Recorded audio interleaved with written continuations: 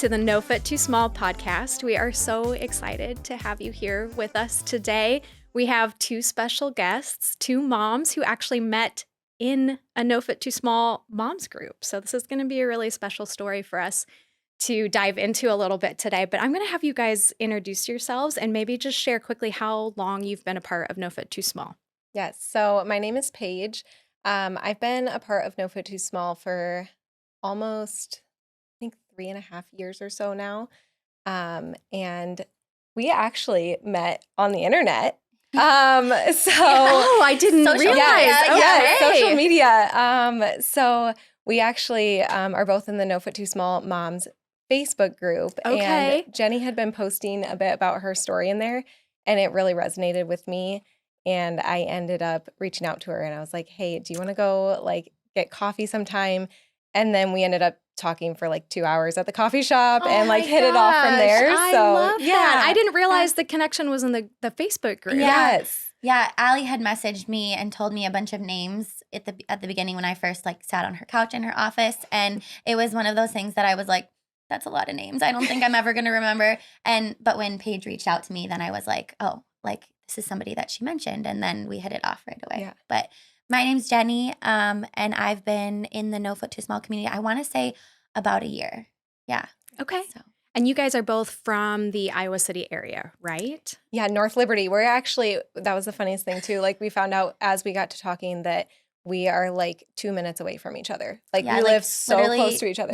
The next neighborhood over. Yeah. As you can see it from my neighborhood. Yes. Wow. I love that. I love that the No Fit Too Small groups bring moms together from all over the world, but I also love when we're literally in each other's backyards. Yeah. We can just go. Yeah. It felt so meant to be. It felt bet. like it was our angels being all right, mamas, you gotta be, Yeah. gotta be love friends. that. And Yeah. it really allowed us to be I could just text you and be like, hey, I really need a walk tonight and I need Yeah. to talk about this. And we did that. And we'd walk from it was still light out to And then it was it's dark. 9 p.m. and dark. And we were still talking. Yeah, and we were like, okay, we should probably go We should home and probably go to 'cause I bed. don't know if this is safe.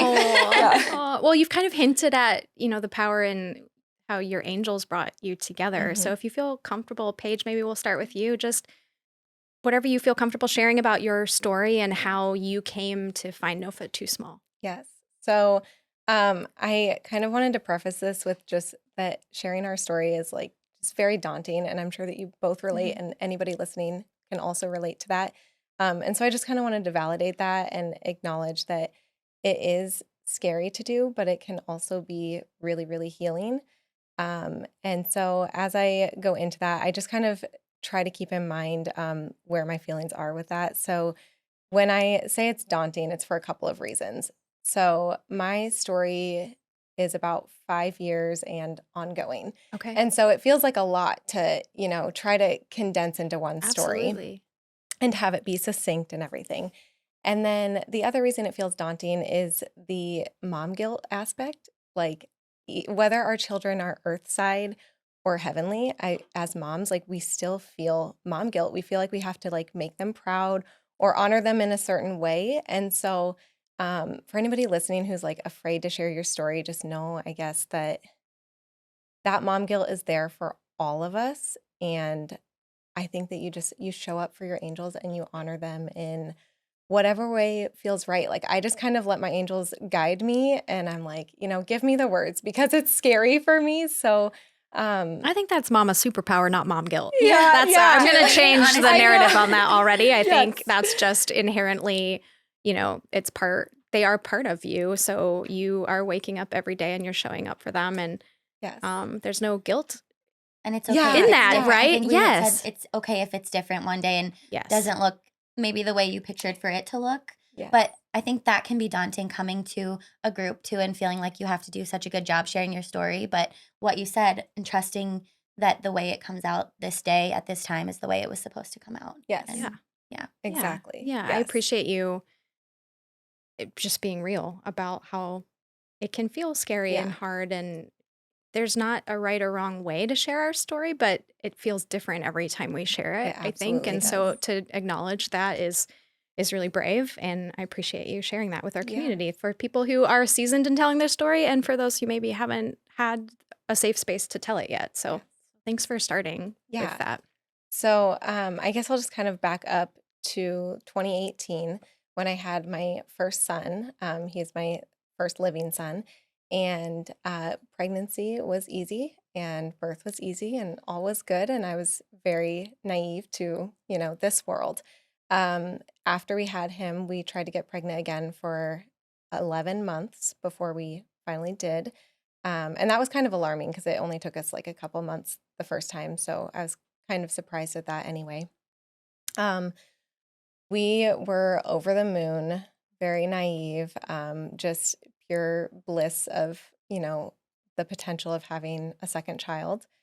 And then I started bleeding and, didn't know what to think of it. And I got testing done. They ended up calling me back and telling me that my HCG numbers were falling.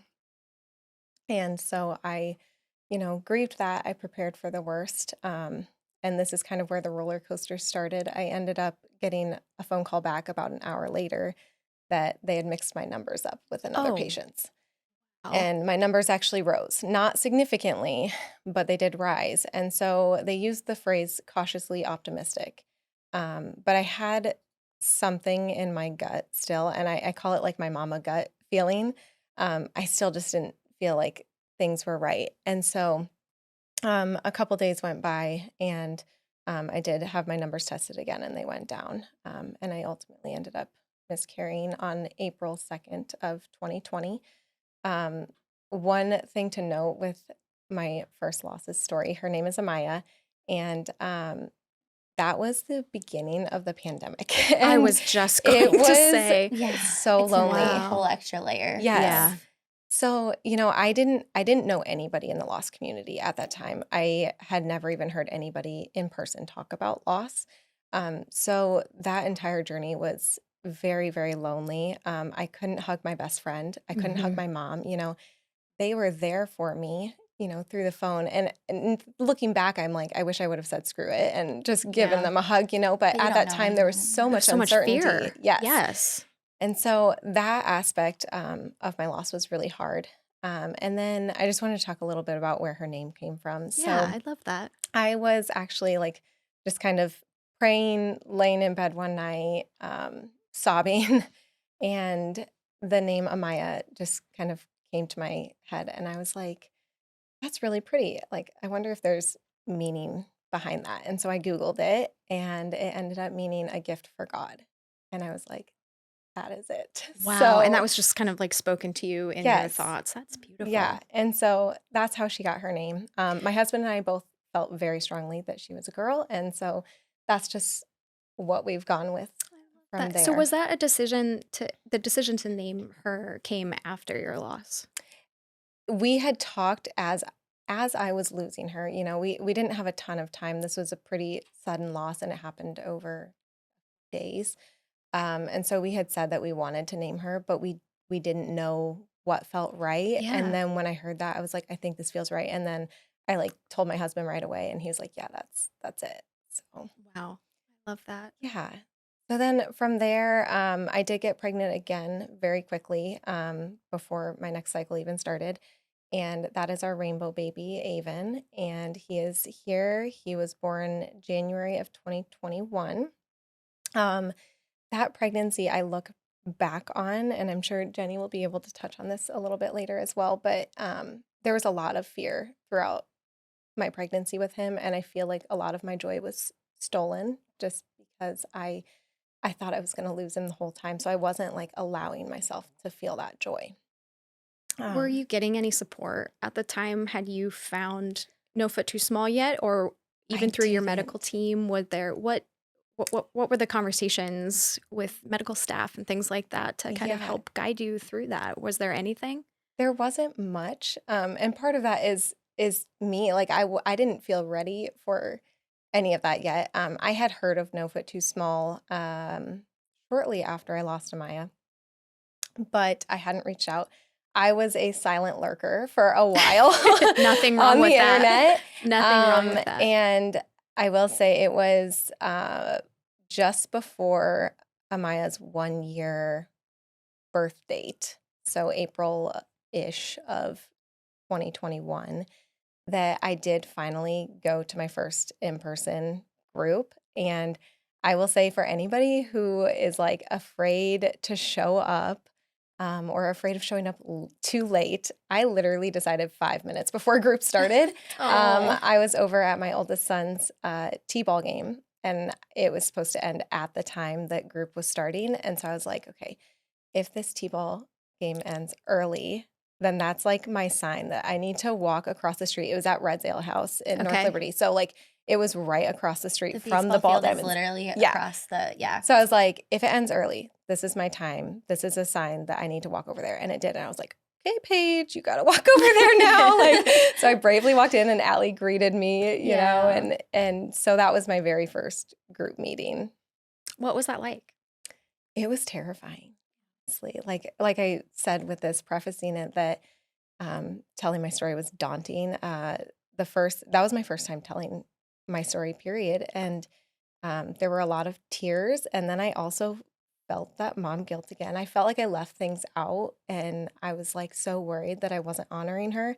Looking back, I know now, like I was absolutely honoring her just in sharing her story and talking about her. So So was that really kind of your first time publicly saying her name and getting to yeah, share her outside of obviously with your husband and your family? But yeah, outside of my husband, my family, my friend group and stuff, that was the first time. So definitely very important. yeah, and what a gift to the other moms in the room too, because you could have nobody would have blamed you for walking in there and not feeling comfortable Yeah. sharing yet, because there's an element of these are strangers, these are people that I don't have a relationship with yet, and I think I was that mom the first time I walked Yeah. in where I Mhm. Yep. didn't feel comfortable sharing a lot of details of my story. Yeah. And instead, I walked away with a lot of validation from the nodding heads and the other stories. Mhm. The And nodding heads is so yeah, real. It's so good. We're I all sitting there know, like, I yep, know, yep. I know. Yeah. And so I think, it's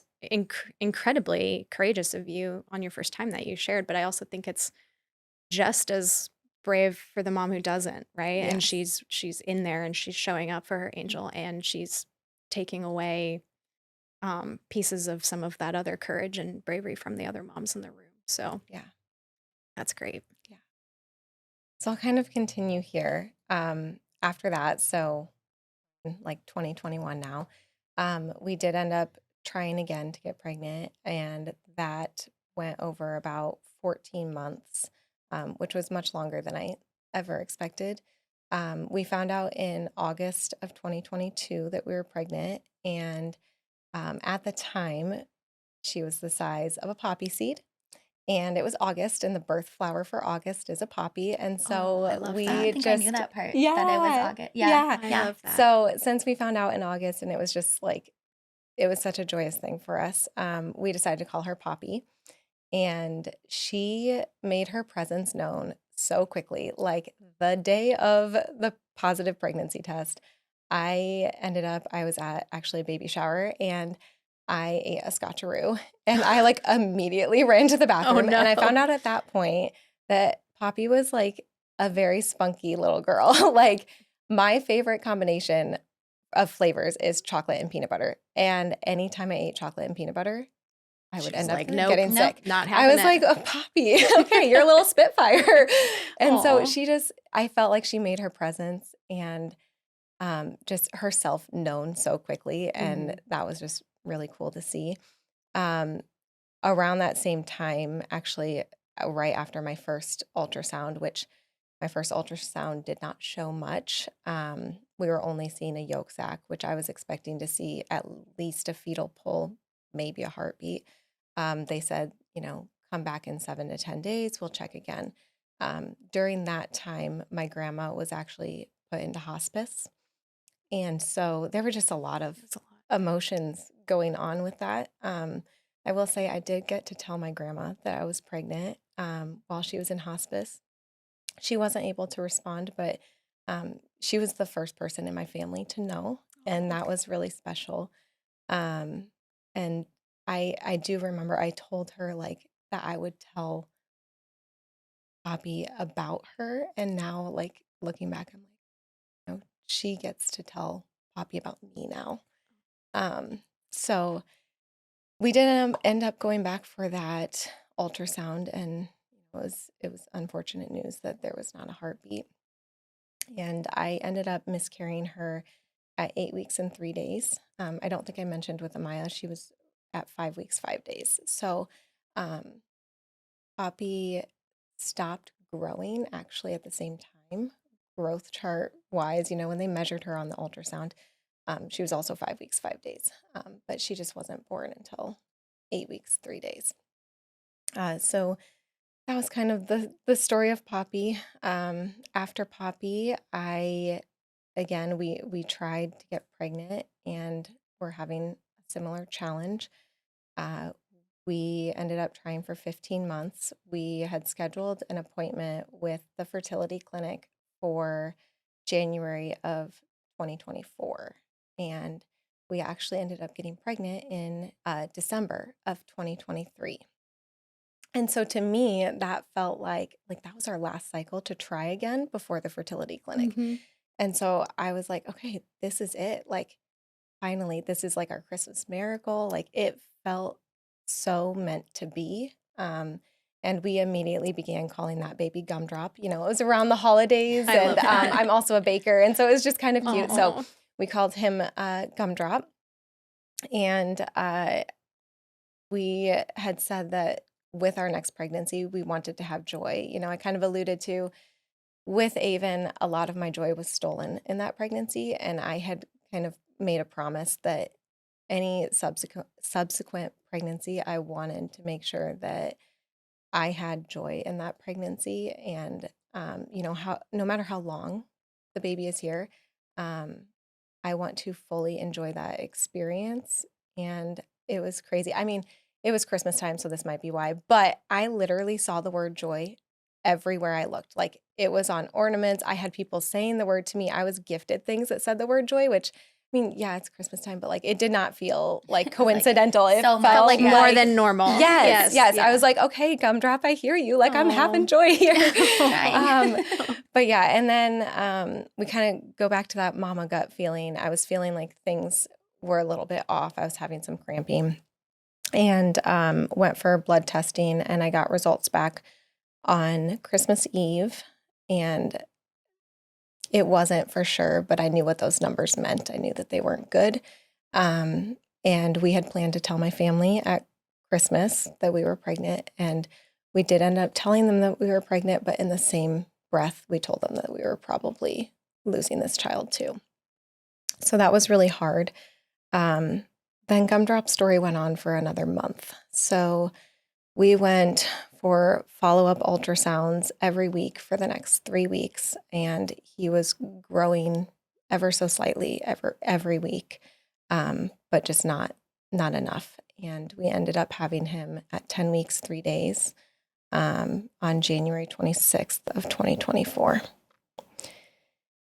And since then, we have continued, to try to have another live birth, and are still kind of in that journey. So when I say, it's hard to consolidate this whole thing that's happened over the last, 5 years, it's kind of this ongoing story. And Doing a beautiful job. oh, thank telling you it. so much. Yeah. No, I want to just bring attention to how brave you and your husband are in your decisions to keep trying.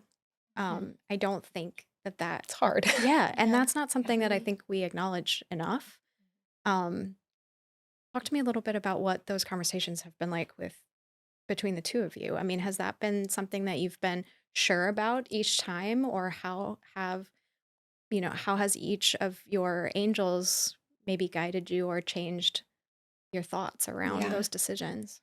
So my husband and I both grieve very differently, and that's something that we have come to acknowledge, and it's not a bad thing at all. But in our grieving processes, I am I'm all in. I'm very type A, and I'm like, let's plan this, let's do this kind of thing. What do we need to do? And I will, go on Google and research for days. And he is much more comfortable with letting God handle it, and letting what happens happen. And while I also am in that boat of, I'm trusting God that God has some sort of plan for us. It is also really hard because I feel this mama gut feeling that I'm not done yet. And I just, it has been a hard, conversation, but I think in the last about year or so, we've really, really aligned on this. My husband has spoken a lot about how badly he wants this too, but that it is scary to want this because he's, it was never that he didn't want it as badly as me, but it was just that it's scary to admit that. It's scary to have the possibility of it being torn away again. Yeah, and I think that's a normal, we talk about joy and grief coexisting all the time at No Foot Too Small. It's about giving permission to all of the feelings to happen together. Even when they're conflicting. Right. I think that's the hard part is when, okay, I feel happy here, but I'm so sad at the same time. Is that possible? Can you do that? And you can. You can, absolutely. And that's how I felt exactly when you told me that you were pregnant. I was like, I'm grieving for myself that, we still want another living child so badly, but I am like over the moon for Jenny as well. And so I think that joy and grief, I never knew that even could exist or the together. level that it could exist at, I guess. Yeah. And it truly does. Yeah. But it's hard to hold both at the same time sometimes too, Yeah. And it's like a juggling act. Too. Yeah. And that's okay too. And sometimes you're going to be able to hold one better than the other or it more in a balance than. Yeah, that was literally a beautiful visual of I know, the scale of it, right? Of just figuring out it's navigating and balancing, and they can all be in your arms together at the same time. But it's just at what, how do we keep those kind of in balance? And that was I think sometimes we're hard on ourselves too, as people going through loss, that I have to hold everything completely level all the time, exactly as it should look like this, and it doesn't. Some days sadness is going to be overtaking the scene, and then sometimes happiness does, and it's not always a very clean, neat picture. Sometimes it's really messy. And that's okay too. And that's okay to nurture those feelings too. If one day you're really down and you can't show up for a friend the way that you wanted to, just text them and be like, I love you so much, but I can't show up for you today. I have to show up for me. And that's totally fine. And I know we've had lots of conversations like that, where we get each other, we know where each person's at. Yeah. And I'm so excited to kind of dive into the friendship element of this for you guys, especially because you met through No Foot Too Small, but just in general, just navigating this together. So I'm really grateful for you for kind of opening up the dialogue today and sharing Amaya and Poppy and Gumdrop. I love their names so much. So thank you for sharing all of that with us and for kind of, teasing some of the beautiful gifts that they've brought to you through your friendship with Jenny. So I'd love to have you share a little bit about your story too, and then we can chat more about the hard balance of it all. But so I always like to start my story with my daughter Marley. She's 2 now, which is sometimes weird to say. The years go so fast. Little ones, but she's 2, and when my husband and I decided to try for her, kind of like Paige said with her story, we got pregnant right away, had no issues. And that kind of set me up for how I experienced the shock of the subsequent losses that I experienced. Because I just, for some reason, thought that if you had that experience with your first one and that was your story for life, that if you don't struggle the first time, then it shouldn't be a struggle the rest of the times. And I think that also comes from it not being talked about as much, especially the first trimester losses, that if people did have those, I wasn't hearing about it. So I was just like, oh, it's like it is in the movies where you just have a baby and everything's blissful and good. So had Marley, and then when she was about 10 months old, we decided to try for a second. And we did get pregnant right away. And I remember having the test, and it was a faint line. And at that point in my life, we had a faint line with Marley. So my only thing I knew was that if you have a faint line, it turns into a baby like Marley. So we had a faint line, and I ran into, my husband was in the room with Marley next door, ran in there with the test, and it was like the movies where you are like snuggling the people you love. Like I think we did dances and like joked about Marley being a big sister and is she going to be spicy or is she going to be sweet? You know, like I don't know, could go either way. But then over the next couple days, this was a very early loss.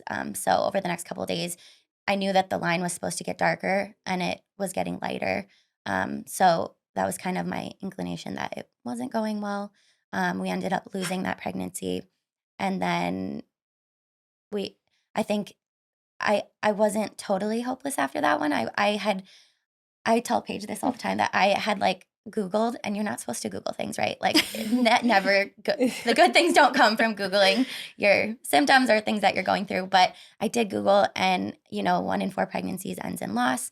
And what Google said was that most of the time, women who have a loss go on to have a healthy pregnancy the next one. So it's like, okay, I don't feel so bad. Like it was gut-wrenching and horrible. And I remember being curled up on the couch crying and having such a hard time with it. And it was hard at that point. I think what you touched on with your husband and you grieving differently, this was so new to us that like we definitely grieved differently. And I don't think it hit him as hard what happened as it did for me. But when you're the one carrying the baby forever, however long that is, it's very different than for them, where it's like a couple of days seeing you like that. So I think that there's an element that they like, or at least for me, like I feel like they also think they need to be the strong one for us. Yeah. And like they acknowledge, so I can't be sad, or like I can't be too sad. Yeah.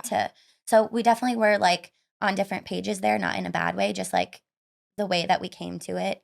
But then the next month we ended up getting pregnant again, and we were guarded, but still hopeful that it would be okay.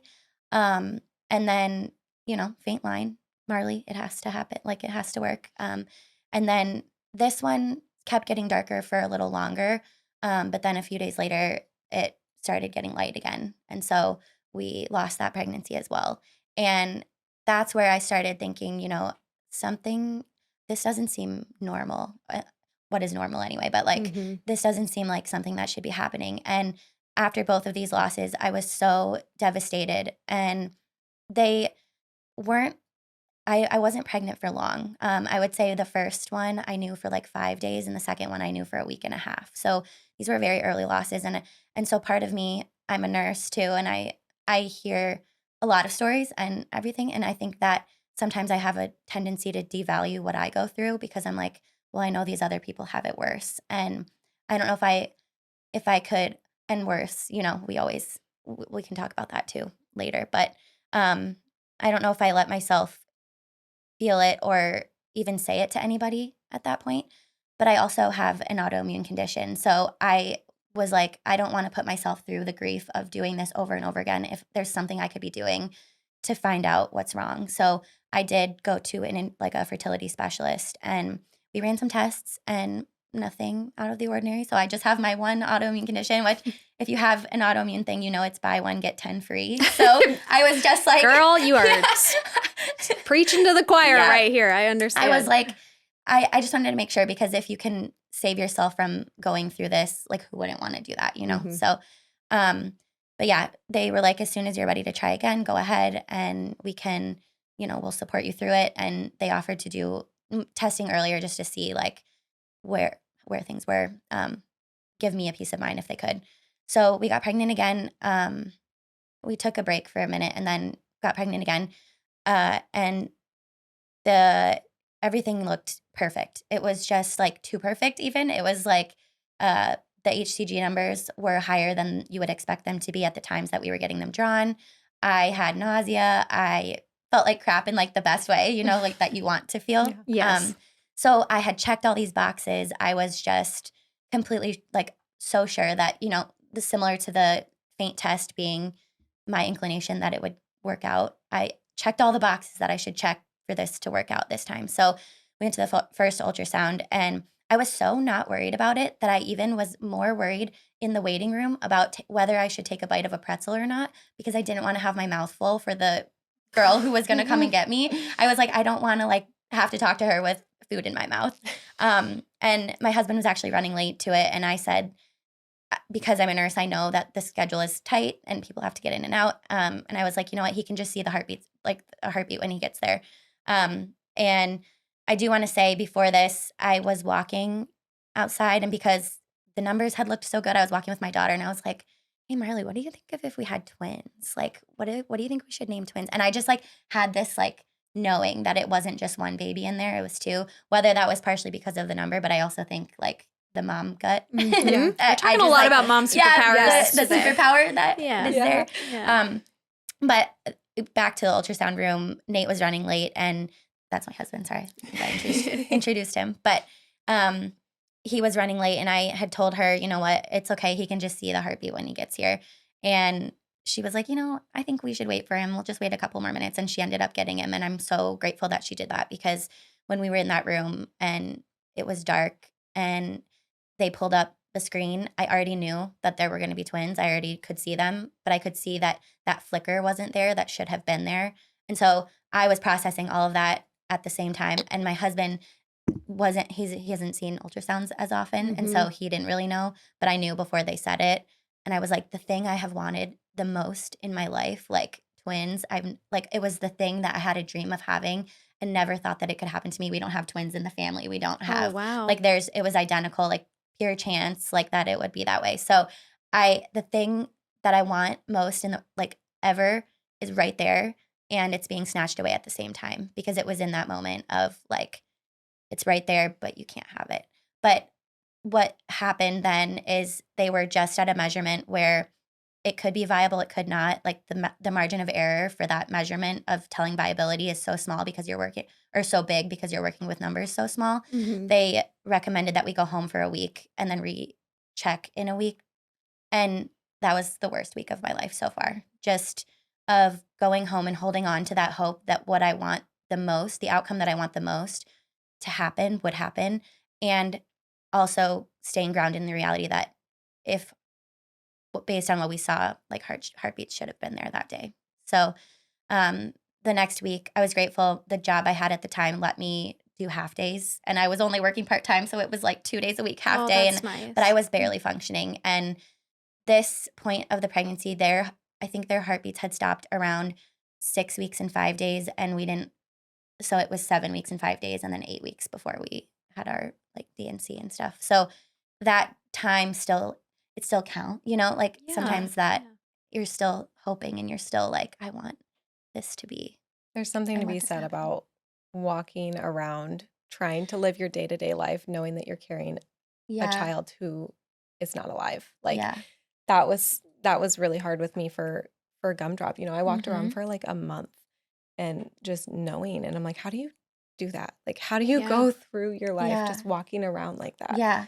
Well, and then especially like when it's not your first baby, you kind of show more sooner. Yeah. And even if it's bloating, you're still can't showing. Zip your pants. And so sometimes people are like, oh my gosh, like, you know, and if you do tell people and then they're kind of like, oh my gosh, look at it, but you don't tell them yet that you're also losing at the same time that you're pregnant, it's a very hard space to live in. Yeah. And like, how much information do you give to somebody right now? When you don't even really know how you feel, like how you're feeling too. Yeah. Do you have any examples of times where, or memories of where, you know, this response or this question or the way this person approached it was, I'm really grateful for how they talked to me in that moment. Yeah. You know, I just think of all the people who might be listening who aren't the family navigating loss, but they are also just like us, right? They have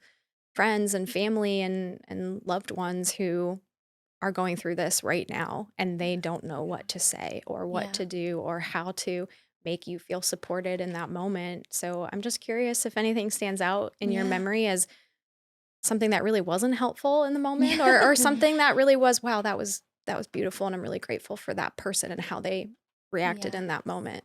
I do want to say, I think the thing that's hard about grief is that we all experience it differently. And so that I feel like is what makes it hard for people to show up, because we're so worried that we're going to show up the right way.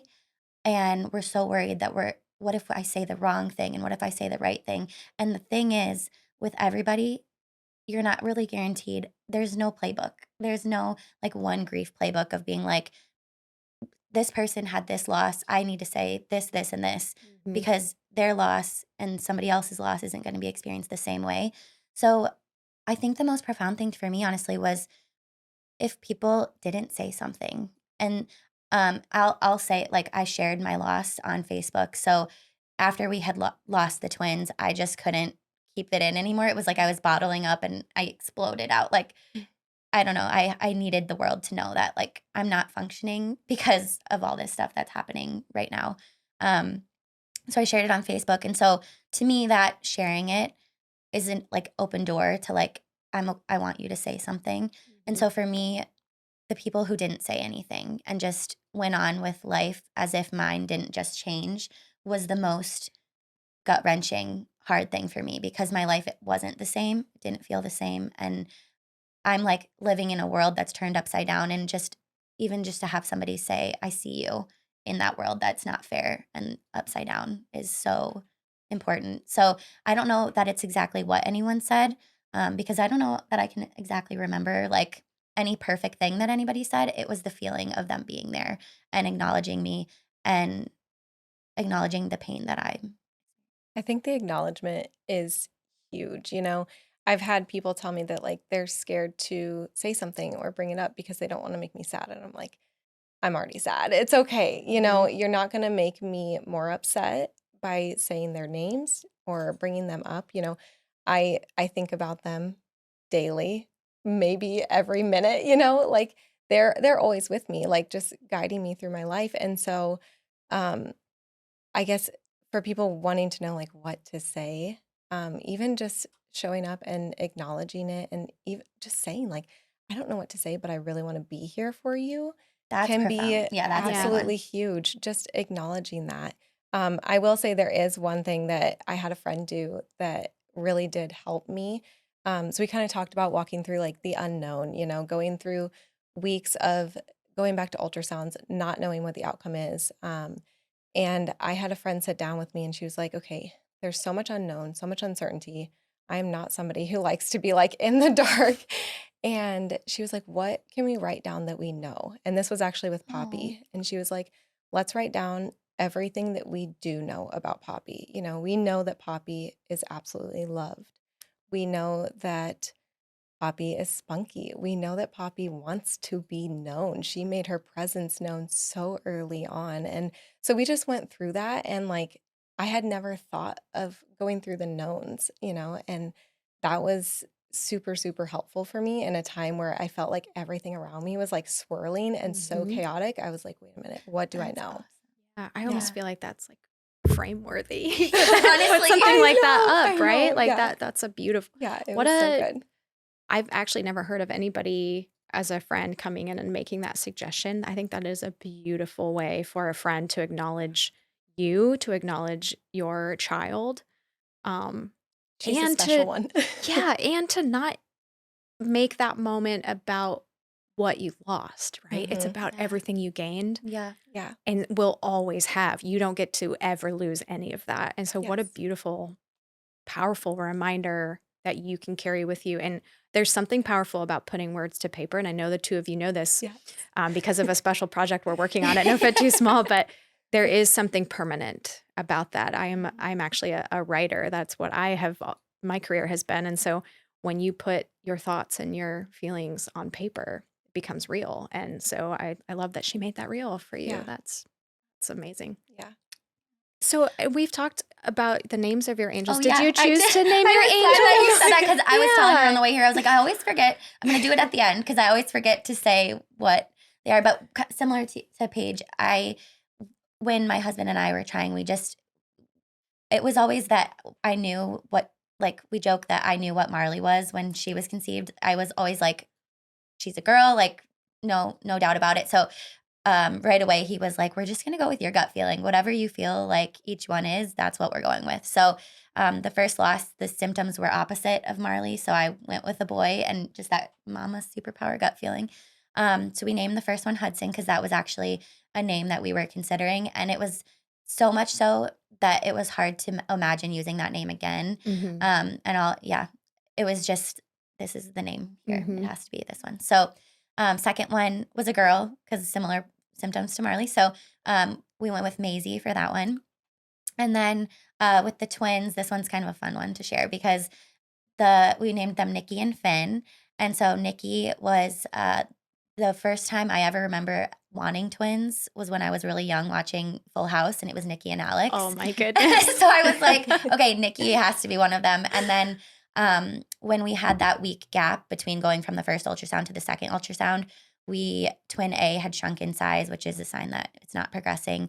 But since he shrunk and twin B didn't, we kind of thought of like Finding Nemo's little Finn. So we have Nikki and Finn. He's our little Finn. I love the cultural references to that, and even you too, to the timeliness of like Poppy's name and how you attached that to a moment in time. Yeah. is special actually, because that's also a real moment that can't be taken away from you either. And so to have it tied to special, like fun, sweet memories like or movies and shows that brought you joy, I think is awesome. And what then a great if idea. I like my angel winks are like, I bought little swimmers like diapers for the pool for Marley, and there's a Finding Nemo. There's Nemo on the front, so it's like these little things that I can see. Reminders. Yeah. Okay, if I see poppies like anywhere, which they are pretty prevalent, maybe I'm like just used to kind of looking for them now. But like even I've gone to the hospital before, and like in the waiting room, there's like a picture, an artwork on the wall of like poppies, and I'm like, whoa, okay, she's here. I feel like it's just so hospital cool. and healthcare artwork is usually pretty bad. So to Yeah, me, it was that's like a huge sign. It was actually really It's a good. special I was sign. like, how do I get this? I want this actually. Oh, that's awesome. I had the ultrasound was 11/11 for the twins, and I was like, oh my gosh, 2 11s, that's twins. So I actually got a tattoo of it as well here. Oh, neat. But yeah, but on the way here, I was just gonna share that we were like, why was I pointing to the clock? I was pointing over there, and I looked at the clock, and it was 11:11 on our way to here. Yeah. So kind of cool that happened too. But I did want to say with names, because sometimes people like when you go through multiple losses, after we had the loss of Hudson and Maisie, those were names that we really wanted to have to say with our Earth side baby. And so after those losses, we kind of decided that with the twins, like once we lost them, we're going to pick names that we love, but that we won't use or that we wouldn't have used potentially. And I remember going to a meeting at first and feeling guilty about that and being like, but they matter. So why should I be using a lesser name? And there are a lot of people who talk about that in the groups too. So I just wanted to touch on that it's okay however you do it. And their names are not less meaningful because it's not a name that you wanted to use, because you're saving a different name for something else. Absolutely. And I think on the flip side, for the families who choose not to name too, there are that is equally okay, right? And it's really up to what feels right to you as a parent and as a family, and you can use whatever you want, There's no rules. I think there are plenty of people. I have adult friends now who, like, my parents regret naming me this, and so they go by a completely different name, and so it's just, I think names don't define us, right? And we all know that. We all most of us have nicknames or other loving, affectionate terms that we're called throughout our lives, and so I think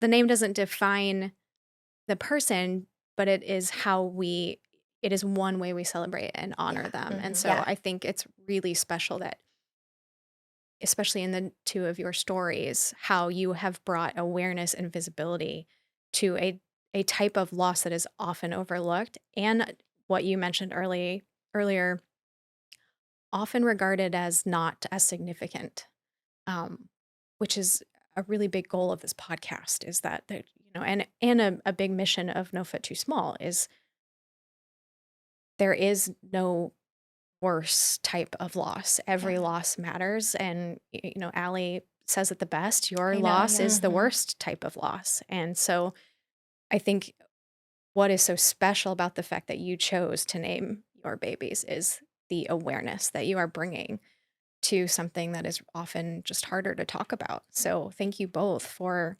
choosing that, because that is your angel's legacy. It's also purpose that you're bringing to your stories. And I think that's incredible. So I also think it changes how people think about it, when they hear your story and then they hear that you have named your babies too, and then they're like, wait, like we can say their names. And I think that alone kind of changes the narrative behind it. Or like, I'm allowed to be that sad because I'm allowed to grieve that hard, even though it was this early, because like seeing other people do it, not that you need that validation that you can, but sometimes it feels like nobody else did this. And if people aren't sharing, surely they can't have felt the way that I feel.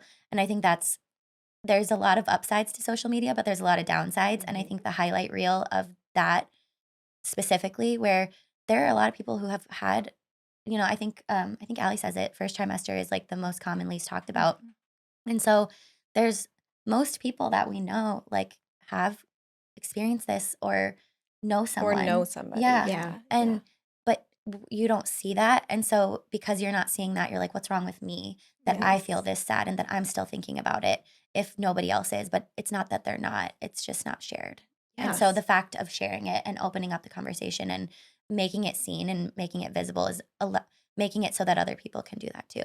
Yeah, I know you said with Hudson and Maisie, when you shared on social, like I had the same experience. I shared after Amaya and like people came out of the woodwork. But when I was going through it, I didn't know anybody. And it was crazy, the amount of people who were reaching out to me, which I was so grateful for. And to me in that moment, it felt like, it felt like Amaya was like showing up for me. Like, here are your supporters that you've been wanting, these people checking in on you, these people sharing their stories. But it wasn't until I shared on Facebook about my story that people like just came out of the woodworks, and I realized just how common it was. I think too with how, because with the first loss or the first two losses for me, they were so quick and so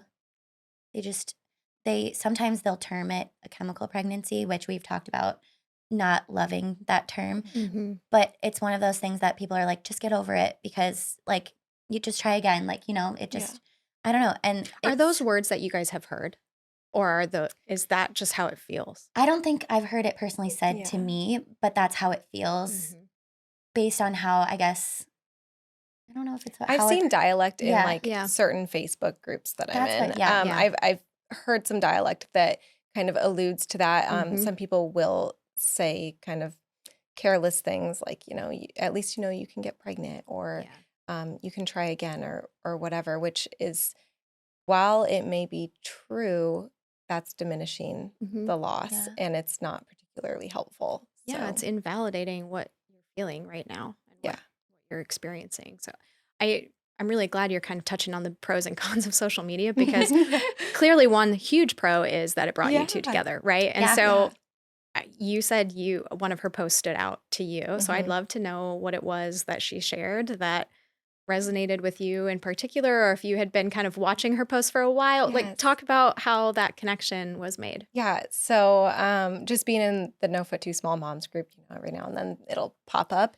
And she was sharing about Nikki and Finn, sharing her story. And I had heard that she had previous losses as well, and was losing twins. And I think that you said something along the lines of like how it felt really meant to be that you were having twins because you had two losses. So it felt like that, like it felt like perfect meant to be thing.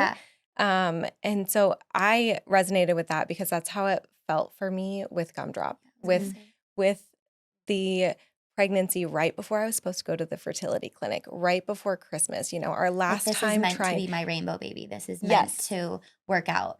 Like everything lines up that this will work out. Yes. And so I just I really resonated with that. I resonated with the multiple losses. And then just the way that she was talking about her babies, I was like, you're such a good mama, to all of your babies. And I just the way that she spoke about them and everything, I resonated so much. And so I think I had commented something on your post, but then I was like, I'm going to send her a message on Facebook too. And then we got coffee. Yeah, and then we got coffee, and then here we are. The rest is history. So how long ago was that? That was almost a year? Almost a year. Yeah. Okay, but I love that Facebook group, because you can kind of use it as you need it. And I don't know if you feel the same way, but I can, I needed to post a lot at the beginning. I needed to share a lot, and I needed to get a lot off my mind. And it was a space where I could do that and then have so many people come in and pour in on the comments and really like know where I was coming from and kind of know how to answer, I guess, Yeah, too. you're with people who get it, and you're gonna get really heartfelt responses and really helpful responses. And so yeah, it's just a really nice resource. I will say sometimes I do have to take a little break. Yeah. I feel like I go through like these waves where I'm like, I need to like go all in and I need all the support right now. And then there are other times where I'm like, I have to take a step back right now because I just can't handle it. Yeah. And that's okay. I mean, grief Yeah. continues, right? That's something we Yeah. also don't talk a lot about. And I think it's really amazing that you even brought up early in the conversation that, you know, Jenny, congratulations, you're Thank you. pregnant Yes. again. And Yeah. so, but that is hard. It's Yeah. hard. It's so hard. And it's hard for you Mhm. to navigate pregnancy after loss, but it's hard as a friend and somebody who's navigating a different journey and the timing isn't, you know, the same for you. So I'd love for you to share through your friendship what that has looked like. I mean, have there been moments where you've had to be honest and say, you know, I'm really happy for you, but I need to maybe not do this today or not have this conversation today? What does that look like? I think it's important to touch on too that like after we had lost Nikki and Finn, there were a handful of negative months where we were trying and not having success. And that's kind of where we went for the walks too. Yeah. And we had those talks about like how hard it is to see pregnancy announcements and how painful it is and the feeling of I'm happy for you and I'm sad for me.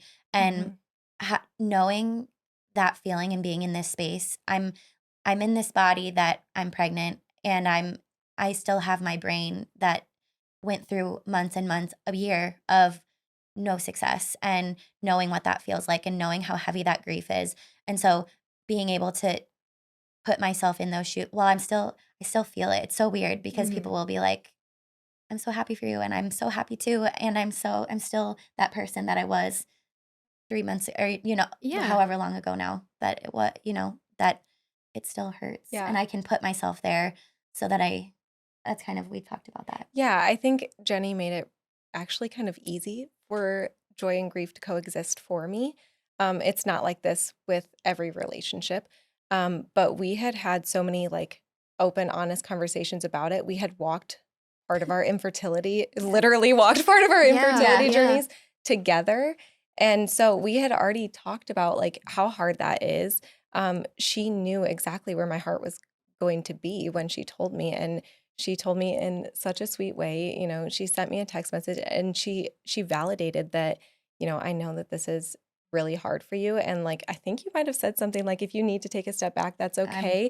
And I like, understand. I also knew that that's like where she was. So it made it easier for me because she like, we'd already had the conversation. She validated it. She knew that like my heart is not coming from a bad place, you know, like while I may be hurting, I am still overjoyed for her. And I think I had texted her, you know, I'm going to be praying for you. I'll be praying for your baby. Like all of those things can be true at the same time. And I think it was just helpful that like before we even got to this point, we had just kind of laid that foundation of like just having those deep talks about how much it sucks and how it feels and knowing deeply how painful it is and being able to just that feeling is never far. So it shows up for me in different ways now, where I have friends that, you know, they get pregnant right away and I'm really happy for them. And I'm still really sad for this last year for us of how gut-wrenching and terrible and devastating it was. And so in that different way, I can put myself in that space of this is how I feel here and I need to take a step back. So I understand if you need to take a step back from me because grief is not pretty like that and it doesn't always make sense. But yeah, it's that I'm really happy for you and this isn't good for me to see right now. There's a lot pregnancy announcements are still painful and I'm pregnant. So I'm like, I don't know that part. It probably like goes down with time, but it's a really difficult thing. But that acknowledgement is like huge. Like even hearing her talk about it now, I'm like, you know, she gets it. Yeah. And that, like I said, it makes it easier to have that joy. Yeah. We were talking, even if people say like it was, I think you said on the way, like even if like, it was easy for me to get pregnant, but I understand it wasn't for you, and I'm so sorry because that's not fair. And Yes. it just doesn't make sense because you can do everything right and you can follow the rules and you still don't get the outcome that other people get. And that comparison is really hard in the Mhm. infertility journey of like, why I'm doing all this stuff, I'm doing everything right, Why but not me? why not me? Yeah. And that can be feels like such an ugly feeling too. I just sometimes if we don't talk about it, I feel like that like invites shame in the room because it's Mhm. like I feel bad that I feel this way. Like I'm a bad person because I'm mad at them for being pregnant when no, it's just your grief. It's you're sad that that's not happening for you. And it's I think especially pregnancy is such like a deeply for a lot of people a deeply wanted thing. And there's not a lot of answers as to why sometimes it doesn't Yeah. happen. And it's not fair. And that's the biggest thing. It's not fair. And it will never be Yes. fair. Yeah. Yeah. You're absolutely right. What advice would you give to other moms navigating infertility or multiple losses right now? I think one, being honest and like not just with a friendship, but like with yourself and what you need in that moment. Having the honesty between us, like I said, has made it a lot easier. But also just being honest with yourself and like kind of taking a step back and checking yourself and being like, it's not a good idea for me to be on this Facebook page right now. Or, I've snoozed certain Facebook pages because it's like pregnancy announcements every single day. And I'm Yeah. like, it's not going to be helpful for my headspace to do that. And I guess just acknowledging that that feeling is okay, and it's okay to be honest about it. Mhm. I was gonna say we're kind of at the age where like everybody and Everyone. everybody and their sister, I was gonna say and their mom, but probably not, is pregnant. So like I actually curated my Facebook or my not my Facebook, I don't go on that one as much, but my Instagram to only show me like influencers. Like I muted almost everybody Yeah. because I just needed to see like funny things and positive quotes. Mhm. And so for a long time, I wasn't seeing anything that anybody was posting just in Mhm. case it could be a pregnancy announcement and I wasn't ready for it. And I allowed Mhm. myself to, I can go check in on people if I'm curious what they're up to. But for a long time, my Instagram was just exactly what I needed it to be, which Yeah. was mostly the people in my life all muted. And not that I don't love you, but I have to do what's best for me. And Yeah. sometimes that's going to be the way it is after a loss. Yeah. I'm reflecting back. I'm smiling a little bit at the generational differences in our experiences because I'm thinking back to over 10 years ago when I experienced my loss. And I'm pretty sure Facebook, you guys probably don't remember this, but at the time it used to have a prompt for your status update. So you had to, it would be like, I am ... Yeah, or Oh, something. I remember yes. that. So you had Yes. to basically And just people say, posted I am status updates. actively this. I mean, it Yeah. was such a It weird, was, and yeah. I'm just reflecting back on social media was not the place where you went and had these conversations and shared those stories. No. And I know it's still a space where culturally we have a lot of room to improve and how we navigate that together online. But I mean, I think it's awesome that you guys can demonstrate what good can come out of using some of these digital tools and how, you guys are lucky you met and you live close together, but there are a lot of families that are isolated or live in rural areas and Mhm. don't have the support or in-person opportunities to meet like No Fit Too Small offers. And so there really is this incredible opportunity for connection and sharing of stories and celebration of angels that Mhm. didn't have, that parents for years did not have. And so I think it's really empowering that you guys kind of take charge of how you use that Yeah. to, as you continue your journeys to make that something that's positive for Yeah. you and Mhm. not something that could hurt Yeah. more along the way. So thank you for sharing those tips. That wasn't something Yeah. I had actually necessarily Yeah. thought about because it Mhm. wasn't a big part of my loss journey. True, And yeah. it hasn't been for, many other families. So I Yeah. think that's really neat. I think a lot of time when people go through loss, they think that I should take up less space and I don't necessarily maybe I'll get off of this space completely, but there are options that you can Mhm. curate it how you need it to be and still Yeah. exist in this space that you deserve to exist in if you want to. Because sometimes social media is like a great place to zone out if you need to get away from your grief for a minute. Yes. You can go on TikTok and scroll the videos. Yeah, if you're like an overthinker, like I am, it's like, actually, TikTok is probably what I use for that, where I'm just like, I need to look at silly videos or something. Well, I know who to come to now when we start the No Fit Too Small TikTok. So no, this is a great segue, because I think we've really, talked a lot about the power of our words in this journey. So I want to ask you both, kind of in closing in our conversation today, if you could say something to your angels right now, what would you say?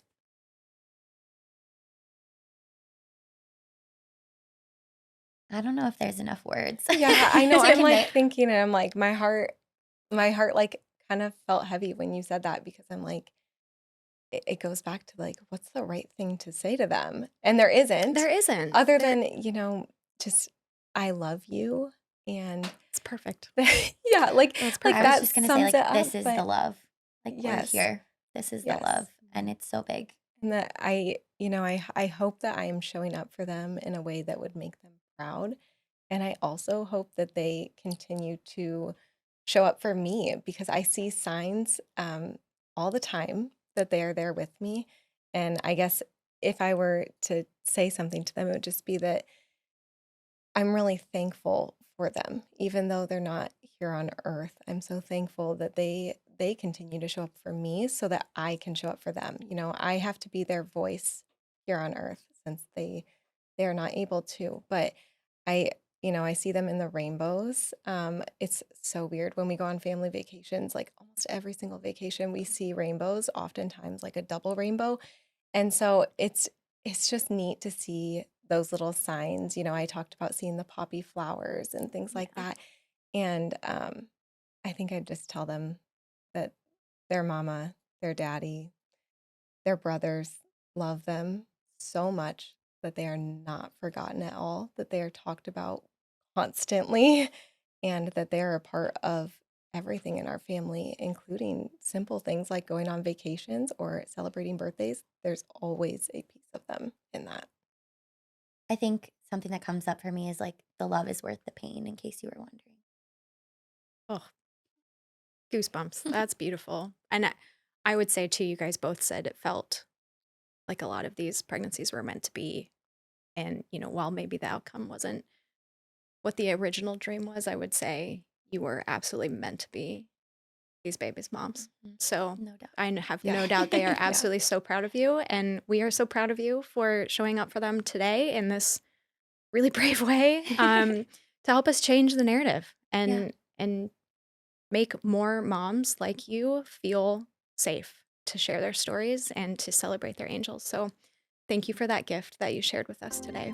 And thank you for all of you for tuning in to the No Fit Too Small podcast. We would love to connect with you if you are a family navigating pregnancy or infant loss. We will add all of the ways you can connect with No Fit Too Small in the show notes. If you are interested in donating and supporting our mission, please visit 𝘨𝑗𝑠mall.org. And a special shout out to Storyline Multimedia for holding space for these important conversations. We will catch you at the next episode.